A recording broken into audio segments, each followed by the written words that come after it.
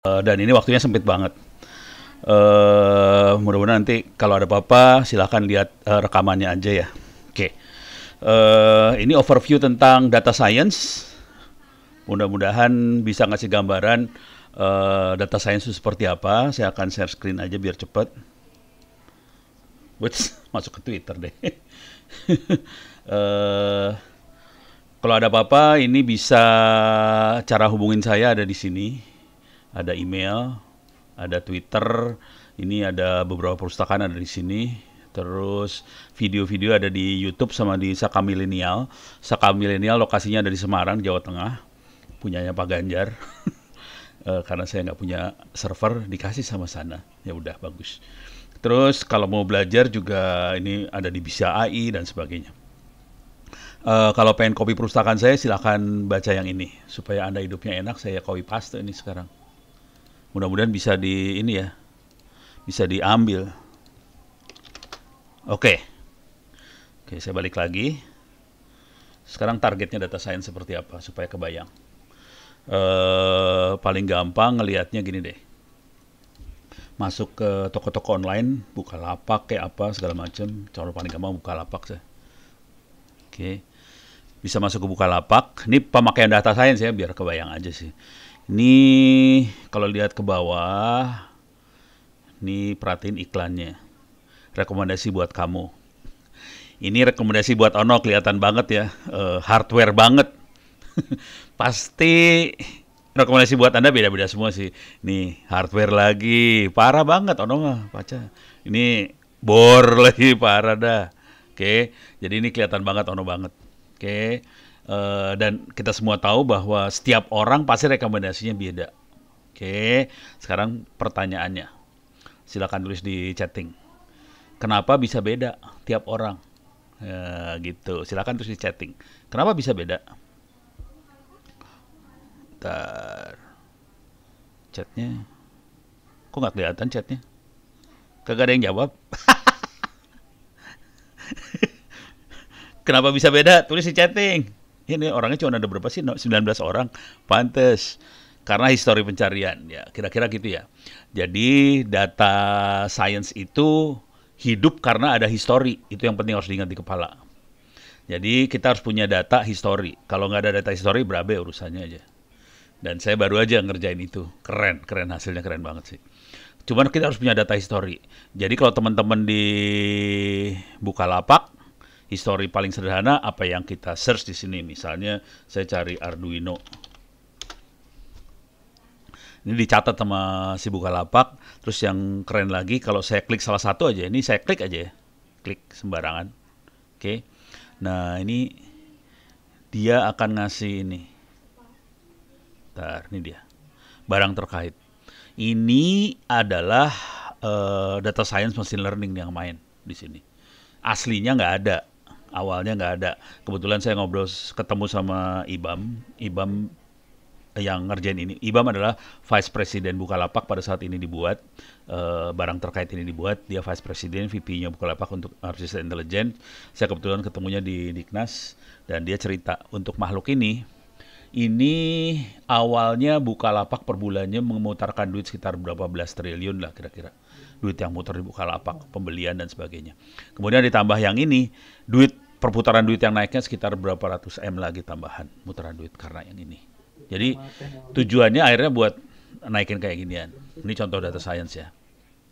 Kita masuk lagi, yang lain adalah paling gampang mah cuaca lah. Nih, cuaca. Oke. Ini kan hari ini hari apa sih? Tanggal 23. 23 nih. Mana sih? Hari sekarang tuh hari apa sih? Senin ya? Senin. Oke. Ini hari Senin. Ini besok, ini lusa, dan dia udah bisa nebak. Dan ini semuanya pakai machine learning sih. Kebetulan waktu itu saya main ke anak-anak BMKG. Di BMKG punya sekolah, jadi main di sana dan jelas banget mereka mainnya machine learning ini. Kelihatan banget main machine learning, dan kebetulan sensornya mereka kan banyak, sensor cuacanya banyak banget. Machine learning digabungin sama satelit. Jadi dia bisa nebak kayak ginian. Oke, ini contoh lagi. Contoh yang lain dan yang ini Pak, yang keren nih, saya suka sih sebenarnya. Play Store. Bisa masuk ke Play Store. Oke.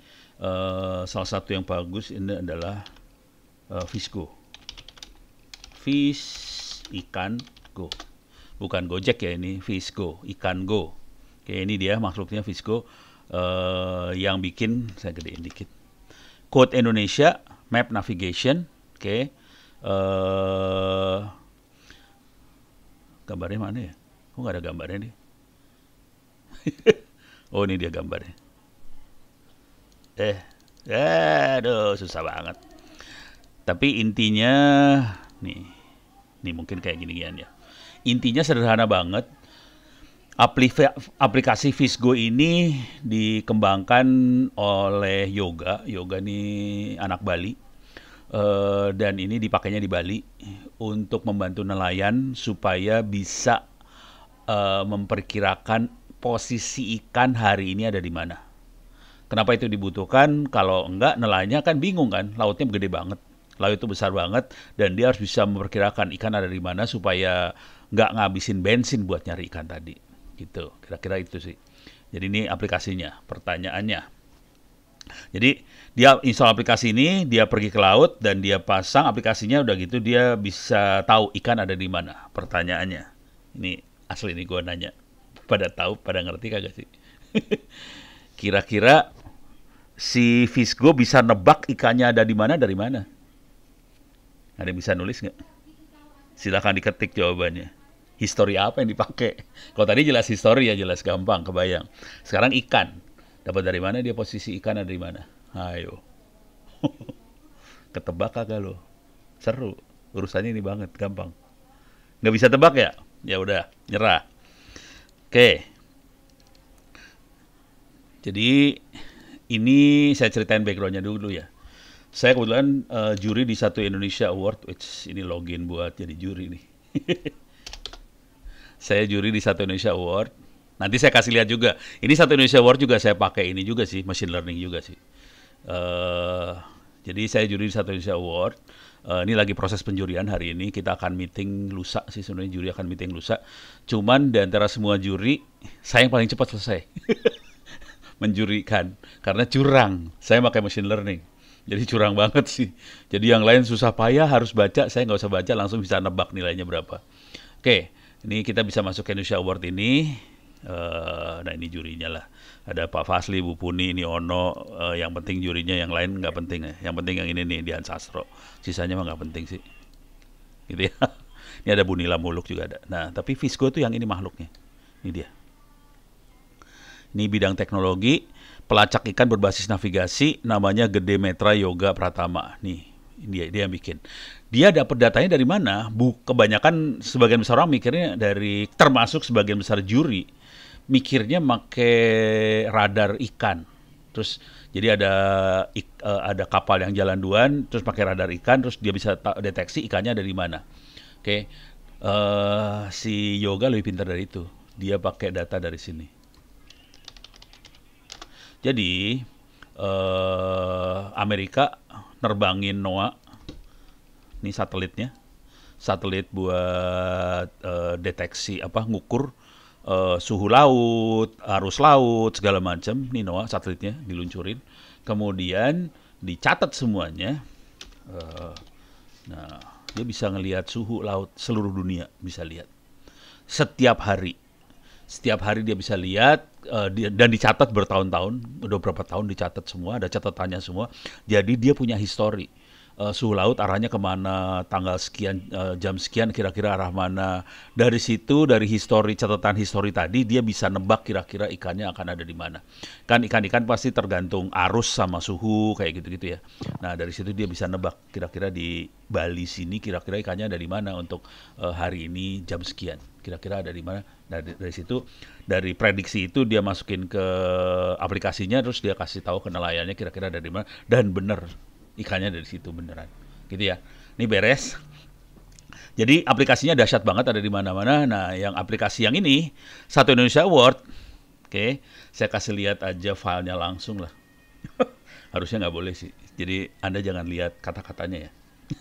Ini soalnya lagi penjurian, jadi harusnya rahasia ini sebenarnya. Saya masuk ke sini. eh saya masuk sini. Oke.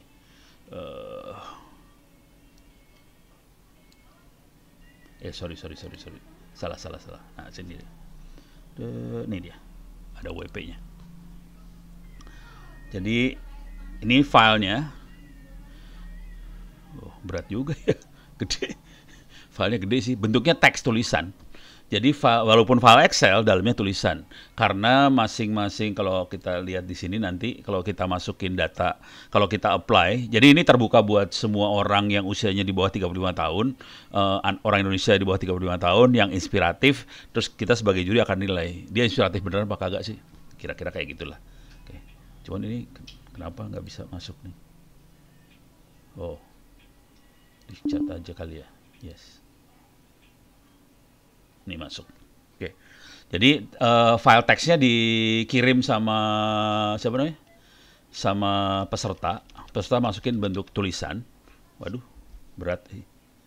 Ini memorinya kehabisan nih kayaknya. Saya kehabisan memori nih. Berat banget. Parah. Karena bentuknya tulisannya panjang-panjang sih. Jadi ini kelihatan ada, oke ini mulai kelihatan. Ada nama, ada judul, kategori, bidang, lokasi, ada tulisannya. Summary ini panjang sih sebenarnya. Provinsi, nah ini nilai. Aslinya nilainya kagak ada. Jadi aslinya tidak ada nilainya. Kita sebagai juri harus kasih nilai. Ini kalau kayak gini kira-kira nilainya berapa? Yang kita nilai ada 5 hal. Motivasi, motif, obstacle, kesulitan, outcome, hasil, outreach, manfaatnya seberapa besar, sama sustainable. Dan ini yang menilai adalah juri. Gitu ya. Dan kebetulan ini prosesnya sudah 10 tahun, jadi saya punya akses ke data-data nilai juri sebelum-sebelumnya. Jadi kalau kira-kira kata-katanya seperti ini, motifnya kira-kira nilai berapa, obstacle-nya kira-kira berapa, outcome-nya berapa, harusnya berapa, dan ini dimasukin nilai. Yang ini, yang masukin nilai bukan Ono. Yang masukin nilai mesin, kurang ajar nggak sih Ono? Jadi data-data yang sebelumnya ini diambil datanya, terus kita bikin model, kemudian modelnya yang ngasih nilai. Oh kalau tulisan kayak gini, kayak ibaratnya gini lah. Bayangkan kita nilai ujian esai. Ini biasanya manusia yang ngasih nilai ujian esai kan. Oh kalau tulisannya kayak gini nilainya sekian, 10, 9, 8. Itu ujian esai. Ini persis sama ujian esai, cuman ini ada 5 nilai. Ada motif, ada obstacle, outcome, outreach, sustainable. Ini ada 5 nilai. Jadi ujian esai tapi saya kasih 5 nilai. Gitu ya. Dan prosesnya kalau mau tahu ini butuh waktu sejam sih. Jadi komputernya running 1 jam buat menghitung nilai untuk masing-masing peserta ini. Gitu. Juri lain lagi, ini masih kerja juri lain. Juri yang lain lagi kerja. Ono udah ongkang-ongkang kaki sejam selesai. Yang lain udah 12 jam nih. Masih belum pada selesai. Gitu kira-kira kebayang ya. Jadi semuanya ujungnya 2 hal doang nih. Kalau kita lihat dari tadi ceritanya cuma 2 hal. Yang satu urusannya adalah klasifikasi, satu lagi prediksi. Supaya lebih gampang, saya akan kasih lihat yang sering saya pakai Google Maps sih. Ini paling gampang buat visualisasi yang namanya klasifikasi sama prediksi itu seperti apa. Saya zoom out aja biar lebih enak ya. Nah ini Google Map yang normal seperti ini, kita lihat jalannya warna kuning semua. Kalau kita mau lihat yang namanya klasifikasi, paling gampang kita lihat traffic. Nih trafficnya diaktifin, kelihatan. Oke, ini kelihatan ada jalan macet di Bekasi, ini daerah Bekasi nih. Oke, Bekasi macet, ada macet lagi di Outer Ring Road, macet. Ini di dekat Kebonjeruk, macet. Oke, jadi kita bisa lihat banget kemacetan ini terjadi seperti apa. Oke, dan ini terjadi karena bukan histori kalau ini sensor ya. Jadi selalu mereka butuh yang namanya sensor. Sensor itu bisa mendeteksi apa yang terjadi. Tapi kalau sensornya dicatat per hari, per jam segala macam, kita jadi punya histori. Jadi sebetulnya ada sensor, tapi sensornya jadi kayak tadi sensor di Bukalapak adalah data entry, waktu kita search apa segala macam itu sensor. Cuman karena dicatat terus-terusan, jadi kita punya histori. Jadi ada 2 hal sih sebenarnya, sensor dan histori. Banyak orang cuma punya install sensornya aja, historinya nggak dipasang. Jadi kacau, nggak bisa prediksi akibatnya, gitu ya. Jadi ini contohnya, oke, ini klasifikasi ya. Jadi klasifikasi kalau warna merah gelap macet banget, warna merah ini agak macet juga, tapi masih lebih jalan. Kalau yang orange, yang kuning macet tapi lancar, yang hijau lancar banget. Kira-kira gitulah. Gitu. Ini klasifikasi namanya. Nah, sekarang kita lihat yang namanya prediksi seperti apa di sini. Oh, sorry, ini semua terjadi karena si Google nyatet ya. Paling gampang buat lihat catatannya, kita bisa lihat your timeline. Nanti kita bisa lihat saya perjalanannya kemana aja bisa kelihatan sih. Oke, ini dia. Ini catatan saya selama dari 2009 sampai 2021. Jadi sekitar 22 tahun ya. Bener ya? Iya 22. Salah. Bener. Iya bener 22 tahun. Gila, lu dicatat 22 tahun. Orang gila.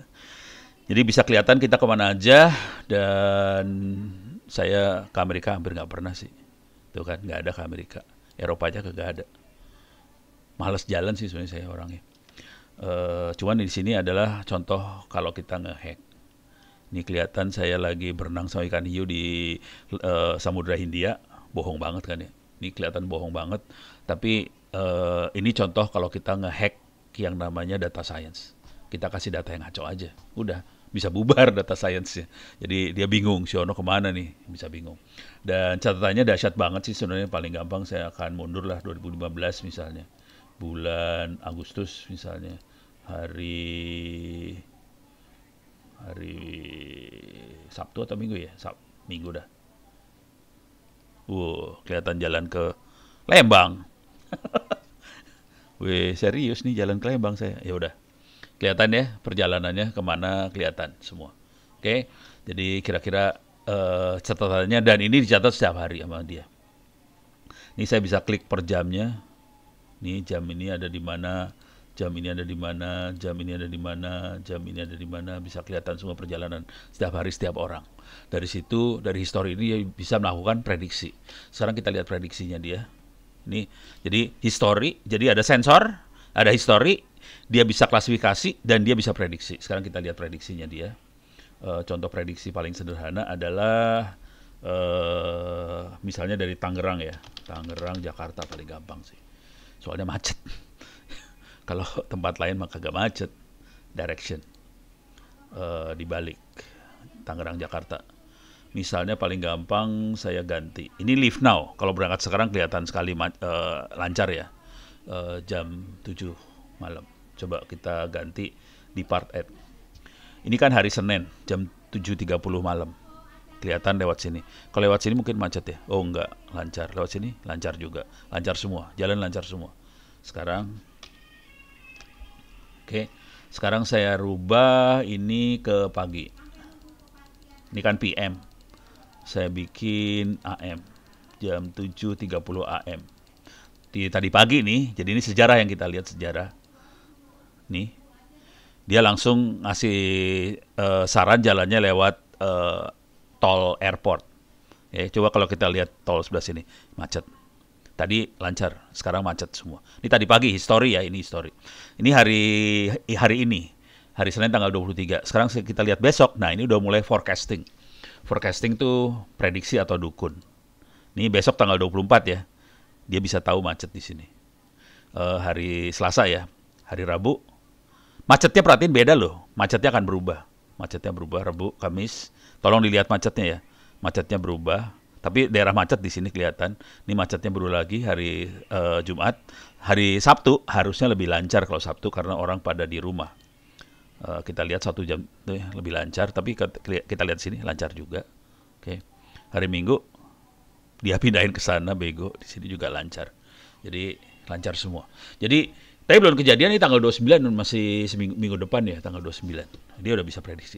Jadi data science urusannya itu ya, klasifikasi sama prediksi. Oke, sekarang kita lihat tekniknya. Tekniknya bisa pakai beberapa bahasa, bisa pakai R, bisa pakai Python. Di Python juga ada keras, ada TensorFlow segala macam. TensorFlow kelas buatannya Google yang di free-in, bisa kita pakai. Cuman kalau belum biasa coding, pingsan-pingsan tuh pakai yang makhluk-makhluk itu. Jadi pakai Python, pakai R agak pingsan. Jadi saran saya kalau buat pemula mendingan pakai Orange. Dan orange ini yang saya pakai buat tadi analisa Satu Indonesia Award, saya makainya orange. Kalau tab blue ini buat lebih ke visualisasi sih, nggak sebagus orange sih.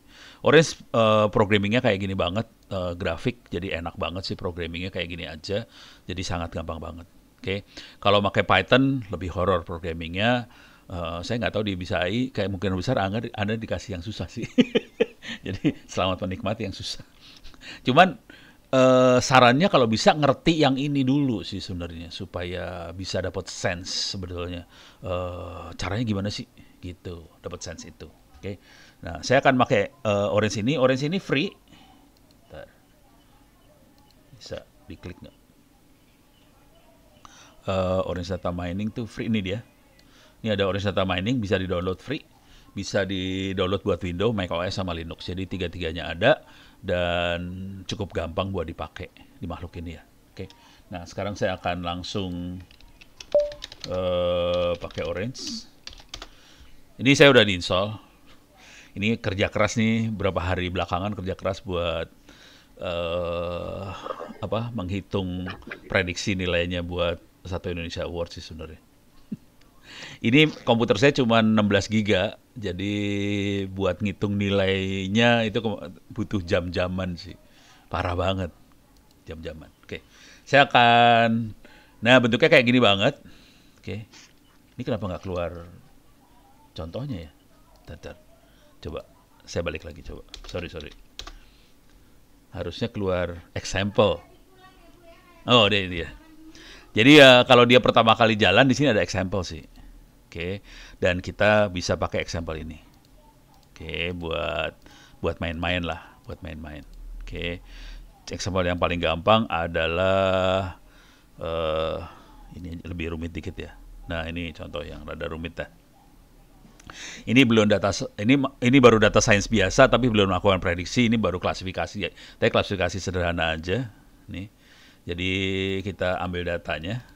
Datanya kebetulan adalah tabel iris.table. Iris itu bunga ya. Bunga, ada 150 bunga, ada 4 fitur. Ada sepal length, sepal width, petal length, petal width. Ini adalah fitur, mungkin saya harus kasih lihat bunganya dulu. Ini legend banget sih. Classification ya. Classification. Jadi kita punya 3 bunga, versicolor, sentosa, virginica. Ada 3 bunga. Terus ada orang yang cukup gila yang diukur. Kalau versicolor ini kan sepal, ini petal ya. Yang ini sebenarnya kayak kalau di Indonesia mungkin bunga ini anggrek kali ya kalau di Indonesia. Mirip-mirip anggrek lah kira-kira. Ini ada sepal, ada petal. Terus ada yang cukup gila, dia ukur panjang sama lebar sepal, panjang lebar petal untuk versicolor gimana, Iris sentosa gimana, virginica gimana. Dan kita punya, jadi ini ada, terus kategorinya ada 3, sentosa, versicolor, virginica, gitu ya. Filenya file Excel biasa sih sebenarnya. Coba kita lihat di sini, bentuk tabelnya seperti ini, gitu ya. Bisa kita lihat ke bawah sih. Ini file Excel. Tadi juga kalau Anda lihat, saya pakainya file Excel biasa. Jadi untuk mainan kayak gini kita bisa pakai file Excel biasa sih, nggak harus sampai bikin big data segala macam. Nggak wajib dan tidak harus. Kalau mau juga boleh, cuman kalau pakai Excel lebih gampang juga bisa. Cuman kalau Excel yang kita pakai, program Excel kita pakai buat data science nggak bisa. Nggak sepintar itu Excel. Jadi buat beresin datanya kita bisa pakai Excel supaya rapi sesuai kita yang mau, bisa pakai Excel. Kemudian nanti proses data science-nya pakai Orange. Kira-kira gitu cara mainnya. Itu beres ya. Jadi ini data-datanya. Nah, sekarang kita pengen klasifikasi kan ya. Nah, ini ininya sorry. Ini hasil nggak bagus, enak bagusan gini lah. Ini kelihatan yang warna biru adalah Iris sentosa, versicolor warna merah, virginica warna hijau. Yang kita lihat di sini kelihatan yang namanya yang biru gampang banget klasifikasinya. Biru pisah sendiri. Yang jadi masalah versicolor sama virginica nyatu di sini. Pusing kepala lu urusannya. Karena ukurannya nyatu. Di sini yang kita lihat adalah sepal length sama sepal width. Coba kita ganti ya. Ini kita ganti petal length. Kelihatan mulai nyatunya mulai hilang. Coba sama petal width. Tinggal nyatuin tinggal dikit. Tapi ini udah enak banget sih, pisah banget makhluk ini. Jadi ini yang namanya klasifikasi seperti ini. Jadi ini pakai visual ya supaya gampang aja mata kita, karena mata kita lebih gampang. Beres ya. Jadi visualisasi seperti ini. Nah sekarang kita akan coba bikin program sederhana aja. Cuman supaya gampang saya akan visualisasi dalam bentuk gambar ya. Paling gampang adalah program ini image ini. Kalau ini saya bikin new lagi aja, new nih. Oke, ini saya tutup aja, close without saving. Nah kita akan bikin program image analytic. Jadi saya akan klasifikasi gambar di sini. Oke, ada gambar 20 gambar binatang akan kita lakukan klasifikasi. Ini ntar aja belakangan. Kita pengen lihat binatang apa aja yang ada di situ. Masuk. Ini programnya cuma gini doang ya. Tarik. Dan itu yang saya pakai buat Satu Indonesia Award juga kayak gitu doang. Kalau buat analisa IoT, saya pakai ginian juga. Parah juga sih. Jadi ini bisa dipakai buat IoT, buat apa suka-suka sih sebenarnya. Oke, gambarnya seperti ini. Ini gambar makhluk-makhluknya. Ada sapi, ada ayam, ada bebek, ada kambing, ada apa segala macam. Oke. Tugas kita adalah kita pengen mengklasifikasi ini. Ini kayaknya satu keluarga sama ini sama ini satu keluarga nih. Bebek sama bebek satu keluarga. Terus ayam sama ayam satu keluarga, bebek sama bebek satu keluarga, sapi sama sapi yang ini satu keluarga. Biasanya sini nggak ada tanduk, sini ada tanduk, itu aja sih. Tapi kelihatan satu keluarga. Perutnya gendut, kakinya 4, yang ini ada sayap, ini ada sayap. Jadi secara mata gampang manusia mengklasifikasi. Yang pertanyaannya bisa nggak mesin melakukan klasifikasi? Sekarang data yang ada nyebelin banget datanya. Kita lihat datanya dia ya. Ini table datanya biar buat ngelihat. Ini cuma disambungin aja langsung kita bisa lihat tabel datanya sih. Nah datanya cuma kayak gini doang. Nama file, foldernya di mana, nama filenya apa, terus besar file, kilobyte, terus pixelnya berapa kali berapa, lebar sama tingginya berapa. Tidak ada informasi sama sekali. Ini keluarganya siapa, gitu ya. Teknik ini dipakai juga buat deteksi misalnya virus COVID. Misalnya deteksi apa lagi ya, COVID. Ini saya kebahin dikit lah biar ada enak lihatnya. Jadi virus COVID sama caranya. Misalnya klasifikasi muka orang, sidik jari apa segala macam, kayak ginilah kira-kira. Pola-pola yang dipakainya kira-kira kayak gini caranya. Nah caranya gimana buat bisa klasifikasi? Kita harus bisa ekstrak fitur dari gambar tadi. Contoh fitur adalah kakinya 4, terus ada sayap, ada bulu, ada buntut, ada tanduk, itu namanya fitur. Jadi fiturnya harus kalau tadi di Virginica sama apa segala macam tadi, bunga tadi fiturnya adalah sepal length, sepal width, petal length, petal width. Itu fitur. Oke. Dari situ kita bisa dapat kategori. Jadi kita harus dapat mengekstrak fitur. Yang jadi masalah di sini adalah di gambar ini kita tidak punya kategori sama sekali. Kalau tadi di bunga iris dimasukin informasi kategori. Jadi lebih gampang dia buat ekstraknya ya. Yang ini tidak ada kategori sama sekali. Jadi kita harus ngekstrak fiturnya pakai ini dia. Image embedding. Ini adalah machine learning.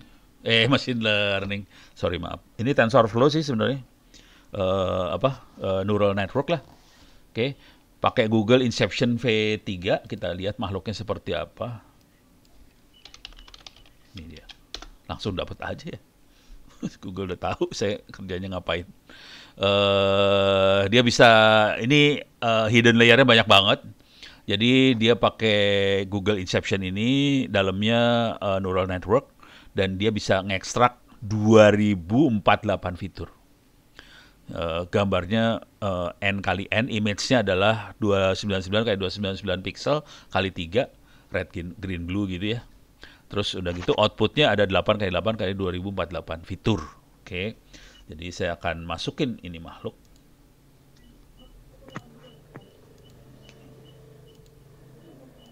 Ini dia, oke. Nah, harus dikirim gambarnya ke Google. Cara ngirimnya gimana? Ya sambungin aja, dikirim. Dah, dia kirim. dan dibalikin lagi. Sekarang kita lihat hasilnya seperti apa. Gampang banget sih. Kita lihat efeknya ya. Buat ngiketin aja, ini data yang asli ya. Ini kosong nih, sebelah sini nggak ada apa-apa ya. Kosong. Bukan sulap, bukan sihir. Sekarang saya liatin hasil di sini, Google. Keluar, ini fiturnya, hasil perhitungannya. Jadi ini, tapi fiturnya bukan kaki, mata, tanduk, buntut, sayap, bukan itu fiturnya. Jadi N0, N1, N2 sampai 2048. Dan ini ada angkanya. Dan tugas kita waktu klasifikasi, kita harus ngelihat angka ini. Ini 021 sama 021 dekat. Ini berarti kemungkinan satu keluarga. Ini 2. Ini kelihatan kan, ini ada lamb, ada calf.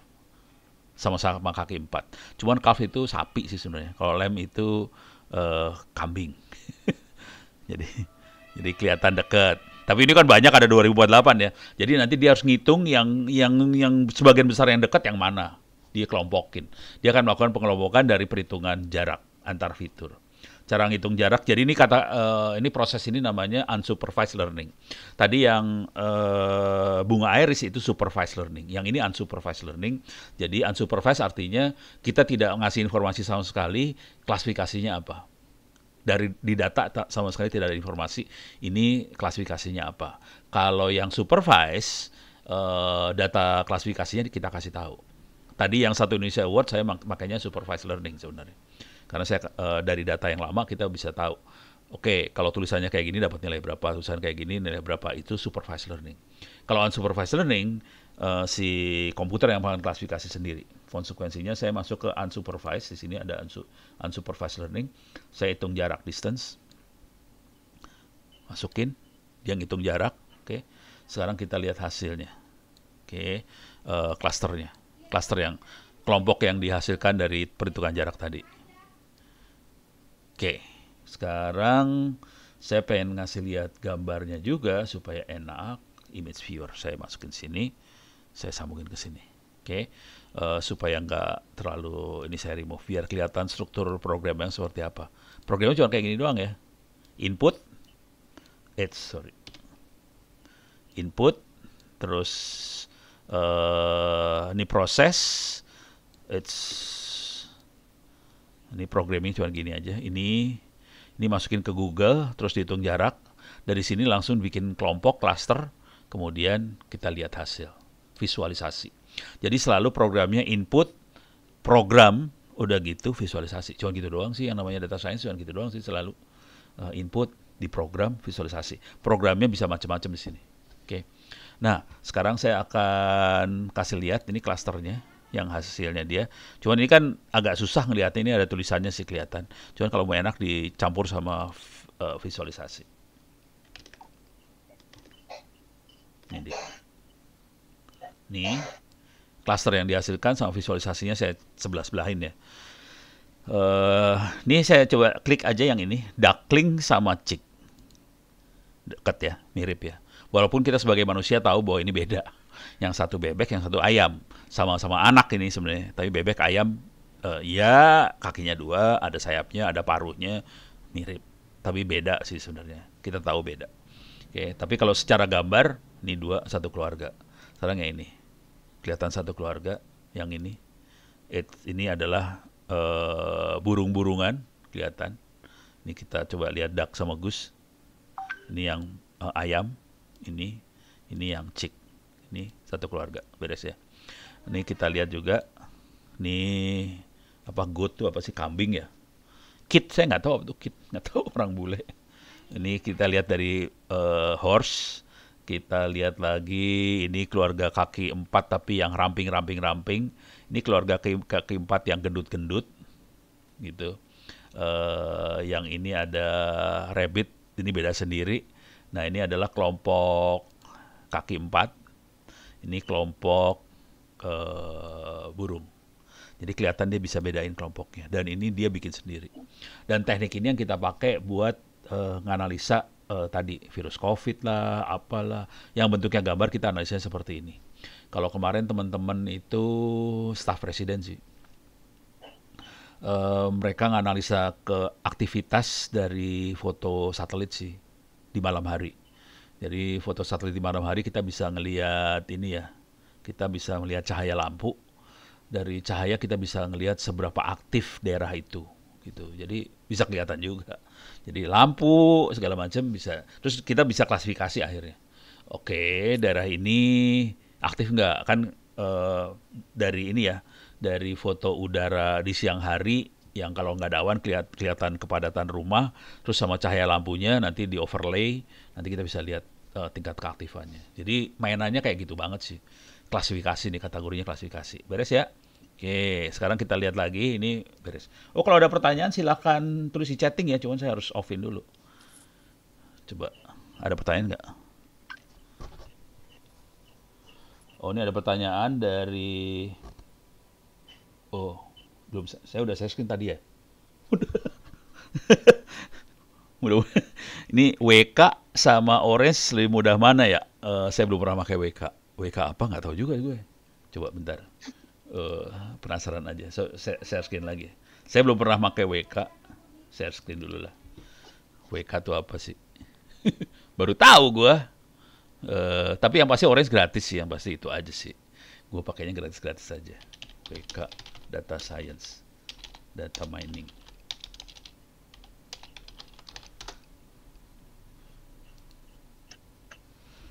Wah, ini kayaknya, programmingnya mirip-mirip juga nih.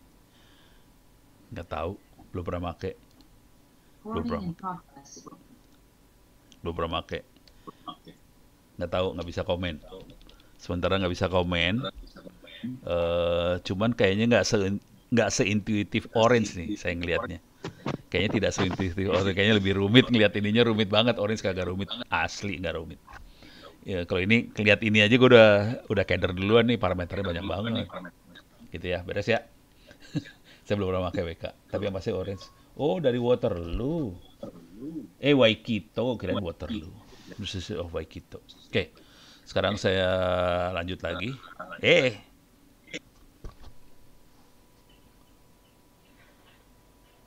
Oh, mesin learning apps di web lokal pakai Streamlit Pak di YouTube. Waduh, belum pernah pakai Streamlitnya. Oke, ini tadi itu pertanyaan dari Pak Sugeng. Oke, belum pernah pakai ya, masukkan aja. Oke, sekarang saya akan masuk yang lebih rumit dikit ya. Ini saya buang aja udah.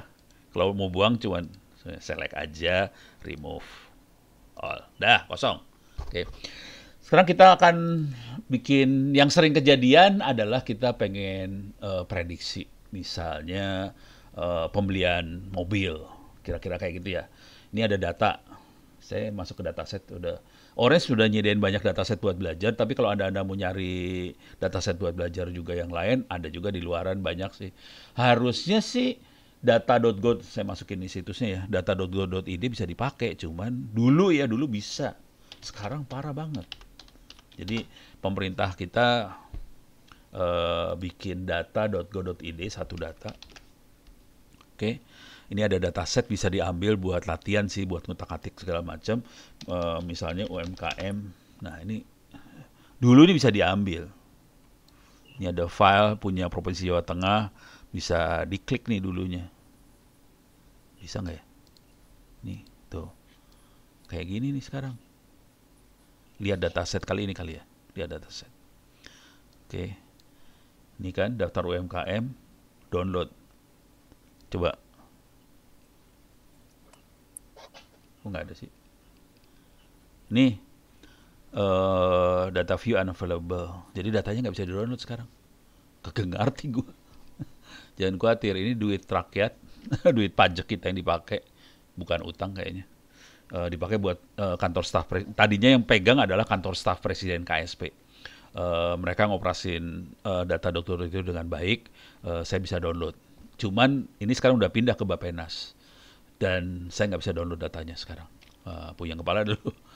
Jadi kayaknya percuma juga. Oke, sekarang saya pengen ngasih lihat. Jadi data kayak gituan banyak.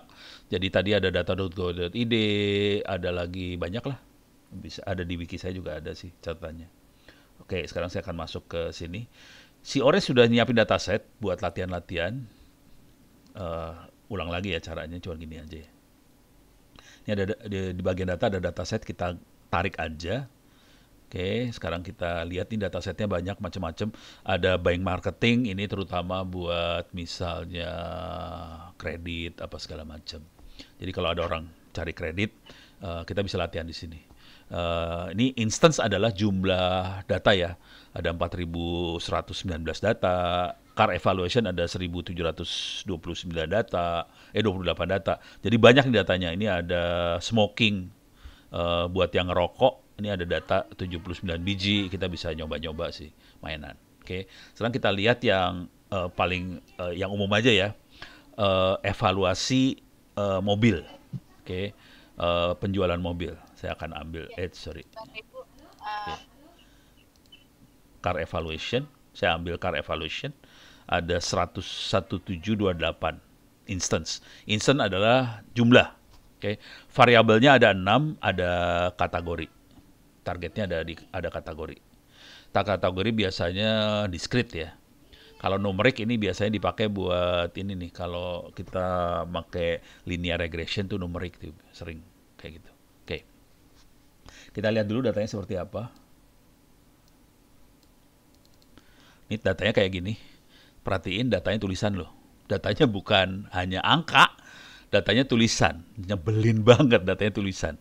Jadi ini mobil, ada yang jadi an ACC adalah tidak jadi beli. An ACC tidak jadi beli, ada yang ACC jadi beli. Ini harga jualnya very high, maintenance-nya biaya maintenance high, pintunya ada 2, jumlah orang di mobil itu 2, lock boot nggak tahu apaan tuh lock boot, safety-nya low. Ini ada medium, ini high. Ini low, medium, high. Jadi ini adalah biaya, harga. Ini maintenance, ini jumlah manusia. Penumpang ya, 2, 4 lebih. Kalau bus kan bisa berapa? 40 apa berapa? Bus itu yang more itu bus kategorinya ya. Oke, kita bisa lihat ke bawah. Jadi datanya kayak gini doang. Jadi kalau mobil kayak gini dia nggak jadi beli. Yang ini jadi beli nih. Ini jadi beli. Penumpangnya 2. Pintunya 2, tapi penumpangnya lebih dari 2 gitu ya. Oke. Lakbut tuh apa ya coba? Gue juga penasaran, kagak tahu apaan sih. Sorry, ini penasaran. Lakbut. Tuh. But. Car. Lakbut tuh apa sih? Gini emang. Kok gini sih? Pitbull. Ini kayak bagasi kali ya. Lakbut tuh bagasi kayaknya. Oh, lakbut tuh bagasi kayaknya. Kayaknya sih, gue kagak tahu juga. Ya udahlah. Kira-kira gitu ya. Jadi ononya juga nggak tahu itu. Oh, lakbut kayaknya bagasi bener nih. Small, medium, big. Bagasi nih kayaknya. Oke, sekarang kita lihat. Oke, ini tabelnya kira-kira kayak gini bentuknya ya. Perhatiin yang menarik adalah tabelnya bentuknya angka loh. Tulisan. Dan kita harus bisa nentuin ini ACC apa enggak, beli atau enggak. Jadi dengan tabel yang seperti itu kita akan coba lihat apa yang terjadi dari dia. Oke, sekarang saya pengen dapetin ini buat decision support system sih, buat pengambilan putusan. Saya pengen tahu orang tuh ngambil putusannya seperti apa sih. Orang akan ngambil putusan berdasarkan apa gitu. Apa yang membuat orang ngambil putusan. Oke, apakah, jadi kalau kita lihat tabelnya, ada harga barang, ada maintenance, ada jumlah pintu, ada jumlah orang, ada bagasi, ada keamanan. Jadi ada 1, 2, 3, 4, 5, 6. Ada 6 fitur. Fitur mana yang akan dipakai orang pertama kali waktu dia ngambil keputusan tentang mobil? Gitu kan? Nanti fitur kedua apa fitur? Jadi kita rendengin fitur apa yang akan bikin orang itu ngambil keputusan. Jadi caranya cuma gini doang. Kita masukin tree.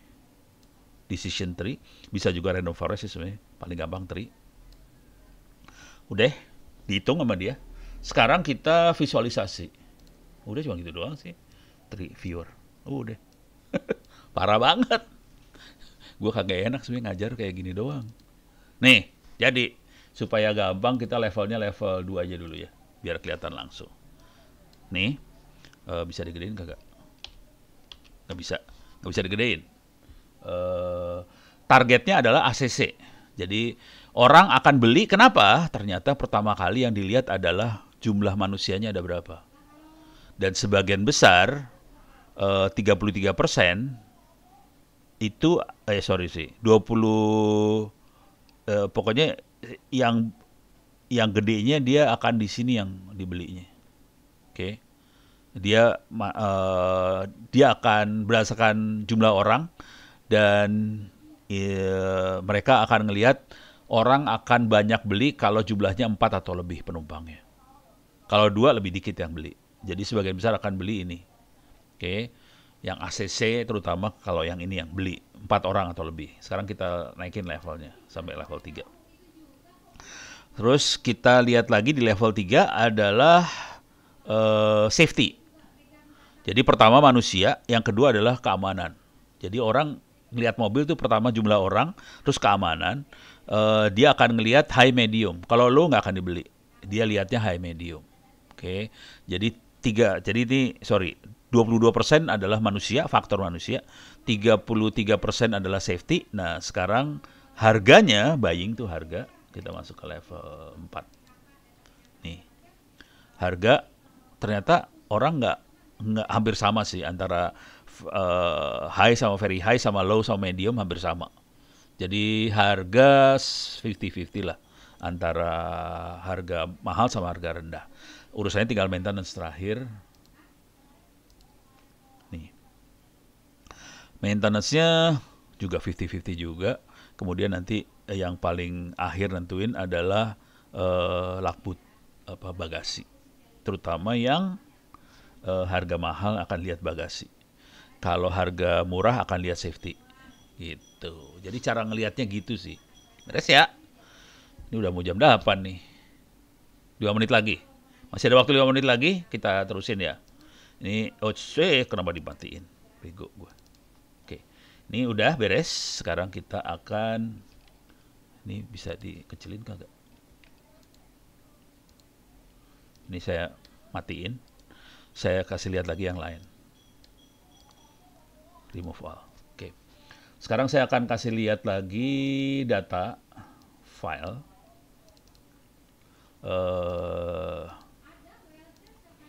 Filenya Titanic. Titanic ini ada 3 fitur sama ada 1 target. Targetnya adalah ini penumpang, kalau ngerti Titanic kan kapal penumpang yang tenggelam ya waktu sebelum Perang Dunia II. Tenggelam karena nabrak es di Kutub Utara. Oke, bego aja kaptennya, merasa pede banget. Dan dia ada fiturnya adalah status kru, first class, second class, third class, age orang dewasa atau anak-anak, terus sex female, male, kemudian mati atau hidup. Gitu ya. Jadi datanya seperti ini, coba kita lihat datanya. Datanya cuma kayak gini doang sih. Bahasa tulisan semua ya, tidak ada angka sama sekali, cuma tulisan. Hidup, status first class, age dewasa, laki-laki. Tapi sebenarnya kalau data benernya mungkin ada nama segala macam, tapi itu udah dihilangin, jadi kita cuma punya data kayak seperti ini aja. Tapi total datanya ada, lumayan datanya gede nih. Datanya ada 2.201 orang. Oke. Sekarang kita akan melakukan analisa lagi tadi, yang tadi ya.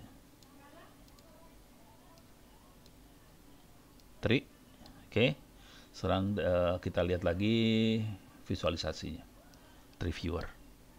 Sama sih gitu doang semua mainannya. Gampang-gampang sih sudah. Terlalu levelnya diturunin dulu. Level 2. Oke. Target kelasnya adalah yang yes. Bisa dibalik sih no. Mau hidup atau yang mati? Kita yang hidup aja ya. Kita tertarik pada yang hidup. Tertanya dari sekian fitur yang menentukan seseorang akan jadi, kalimatnya kira-kira saya bikin kayak gini. Yang akan menentukan seseorang itu akan hidup atau mati di sebuah kapal yang akan tenggelam, dalam hal ini kapalnya Titanic tenggelam, yang akan menentukan pertama kali malaikat menentukan Anda hidup atau mati, dia akan ngelihat adalah jenis kelaminnya. Jadi seksnya dulu dilihat dan sebagian besar 73% yang hidup adalah perempuan. Yang laki-laki 21% mati. Hidup. Sorry, kebalik. Jadi perempuan 73% hidup, laki-laki 21% hidup. Jadi waktu malaikat turun, oh kamu perempuan, oh kamu boleh hidup. Oh kamu laki-laki, 21% aja yang hidup, sisanya mati. Gitu kalimatnya sebetulnya. Beres ya. Oke, sekarang kita lihat lagi, naikin levelnya. Setelah dia lihat perempuan laki-laki, kita lihat lagi apa akibatnya lagi yang lain. Setelah perempuan dan laki-laki, laki-laki akan dilihat ini adult sama child. Kalau Anda laki-laki dewasa, kemungkinan besar mati. Kalau Anda laki-laki anak-anak, 50% masih hidup. 45% 49% hidup, setengahnya lagi mati. Jadi kalau Anda laki-laki anak, masih bisa hidup lebih banyak. Tapi kalau Anda laki-laki dewasa, kemungkinan besar mati sih. Gitu ya. Jadi dilihat lagi, kalau dia dari perempuan, kalau Anda penumpang kelas 3, siap-siap mati aja lu. Kalau Anda perempuan kelas 1 atau kru atau kelas 2, kemungkinan besar hidup. 92% hidup. Oke. Nah, kita lihat lagi levelnya, kita naikin lagi. Nah, lebih seru lagi di sini. Kita lihat lagi yang hidup dari kru first class, second class. Ternyata kalau perempuan yang first class 97% hidup. Jadi hanya sedikit yang mati dari perempuan first class. Kalau mati-mati, kalau laki-laki adalah kalau dari anak-anak yang first class sama second class hidup semua, anak laki-lakinya. Kalau kelas 3-nya mati. Jadi seru ngelihat dari sini bagaimana malaikat menentukan lu mati hidup. Tuhan menentukan mati hidupnya kayak gini gitu. Gitu ya, beres ya. Oke. Jadi kira-kira pola-pola seperti yang kita pakai. Jadi tadi kita bisa lihat buat klasifikasi, buat prediksi, dan yang ini udah mulai namanya decision support sih. Jadi untuk menentukan keputusan, kita milihnya parameter apa yang duluan yang kita lihat. Bagaimana kita melihat parameter tadi keputusan. Data yang ada sederhana aja sih, datanya kayak datanya bentuknya file text doang kayak gini. Data hasil catatannya nanti dirubah jadi decision supportnya kayak gitu. Oke, mudah-mudahan bisa bermanfaat. Ini udah jam 8, saya harus balik lagi. Merubah kategorical menjadi angka apakah otomatis, Kak? Sebenarnya pakai inception. Maksudnya gimana nih? Menjadi angka apakah otomatis? Sebenarnya nggak peduli sih, mau angka sama tulisan nggak peduli. Kategorinya boleh angka, boleh kata-kata. Ini yang namanya data science, suka-suka mau gambar, mau angka, mau kata-kata, bebas masukinnya semua. Gitu ya, beres ya? Oke, terima kasih banyak. Mudah-mudahan ini bisa bermanfaat, memberi gambaran buat Anda semua. Kalau ada apa-apa silahkan chatting ke saya pakai Twitter, @onowpurbo. Kalau pengen ngopi harddisk juga silahkan. Oke, saya tutup sampai sekian dulu. Mudah-mudahan bisa bermanfaat. Billahi taufiq wal hidayah. Assalamualaikum warahmatullahi wabarakatuh. Assalamualaikum warahmatullahi wabarakatuh. Terima kasih. Makasih. Ini mudah-mudahan ini ada Zoom lagi jam 8 nih, kacau gua. Iya, siap, Pak. Ini mudah-mudahan URL-nya benar ya, tolong saya di posting ini. Saya live ya. Oke, makasih.